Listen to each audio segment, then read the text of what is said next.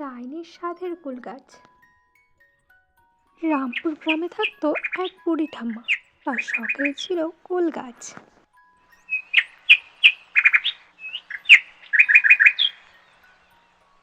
দিদি দিদি, আমাদের তো সব কাজ হয়ে গেল, চলো না আমরা গিয়ে কুল নিয়ে আসি ঠাম্মার কাছ থেকে। ঠিক আছে ভাই, চল, কিন্তু আমাদেরকে লুকিয়ে যেতে হবে। অন্যদিকে দেখানো হয় সেই বুড়ি ঠাম্মাকে। তার চার কুলে কেউ ছিল না, কিন্তু তার সম্বল ছিল ওই দুটি কুল গাছ। কুল গাছের সামনে যে কেউ আসলে তাকে ভীষণভাবে বকাবকি করতো। ধুর বাবা, আর ভালো লাগে না, বসে থাকতে থাকতে কোমরটা ব্যথা হয়ে গেল। দিদি দিদি, ঠাম্মা তো এখানেই বসে আছে, আমরা কি করে কুল নেব? তুমি বলো না কিছু। বোকা ছেলে, একটু দাঁড়িয়ে যা, দেখি ঠাম্মা কোথাও যায় কিনা। গেলে পরে না হয় কিছু কুল নিয়ে নেব। ঠিক সেই সময় বুড়ি ঠাম্মা কোথাও যেতে লাগে। এটা দেখে তো বাচ্চারা ভীষণ খুশি। বুড়ি ঠাম্মা যেতে না যেতে যার যার মতো কুল পাড়া শুরু হয়ে যায়। কিন্তু কিছুক্ষণ পরে বুড়ি ঠাম্মা আবার সেখানে ফেরত আসে।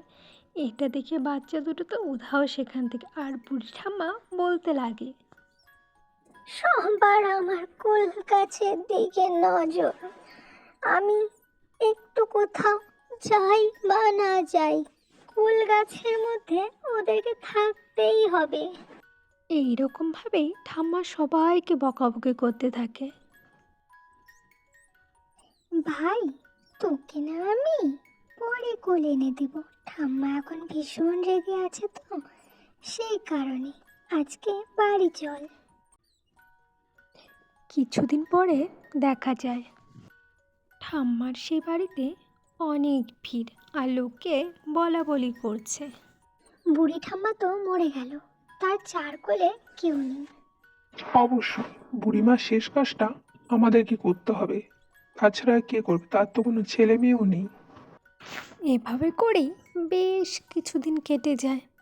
আর ছেলেপুলেরাও সেই কুল গাছের নিচে কুল কুড়াতে আসে, কিন্তু কুল কুড়াতে এসে দেখে অন্য কিছু। রিকি টুকি, আজকে আমরা সব কুল পেরে নিয়ে সবাইকে খেতে দেব। কিন্তু তখনই পেছন থেকে হাজির হয় সেই বুড়ি ঠাম্মার আত্মাটি। এটা দেখে তো সবাই ভীষণ ভয় পেয়ে যায়। তুই আমার কাছে কুল খাবি? তোদের এত বড় সাহস! পালা এখান থেকে, তাহলে তোদেরকেও এখানে আটকে দেব আমি। এরকমভাবে বুড়িমা সকলকে ভয় দেখিয়ে তাড়িয়ে দেয় সেখান থেকে।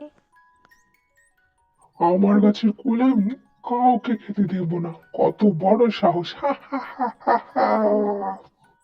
এরপরে বুড়ি ঠাম্মা সেখান থেকে উধাও হয়ে যায়। আর এরপরে যারা যারাই সেখানে কুল নিতে আসতো তাদের সকলকে ভয় দেখিয়ে সেখান থেকে তাড়িয়ে দিত। আর কখনো কখনো কাউকে আটকেও রেখে দিত। আর এইভাবে করেই বেশ কয়েকদিন চলতে থাকে। এত কিছু দেখার পরে গ্রামের সকলে যায় এক সাধু বাবার কাছে। সেখানে গিয়ে সমস্ত ঘটনা সাধু বাবাকে খুলে বলে।